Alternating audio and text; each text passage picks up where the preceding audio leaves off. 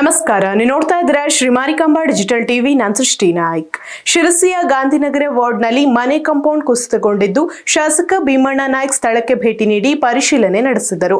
ಘಟನೆಯ ಸಂಪೂರ್ಣ ಮಾಹಿತಿ ಪಡೆದು ಸ್ಥಳದಲ್ಲಿಯೇ ಅಧಿಕಾರಿಗಳಿಗೆ ಕರೆ ಮಾಡಿ ತಕ್ಷಣ ಅಗತ್ಯ ಕ್ರಮ ಕೈಗೊಳ್ಳುವಂತೆ ಸೂಚನೆ ನೀಡಿದರು.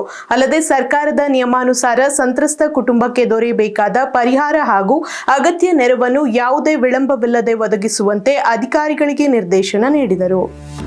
ಶಿರಸಿ ನಗರದ ಗಾಂಧಿನಗರ ವಾರ್ಡ್ ನಂಬರ್ 27ರಲ್ಲಿ ರಾಮಚಂದ್ರ ನಾಯ್ಕ್ ಅವರ ಮನೆ ಕಾಂಪೌಂಡ್ ಕುಸಿದ ಪರಿಣಾಮ ಸ್ಥಳೀಯರಲ್ಲಿ ಆತಂಕದ ವಾತಾವರಣ ನಿರ್ಮಾಣವಾಗಿದೆ.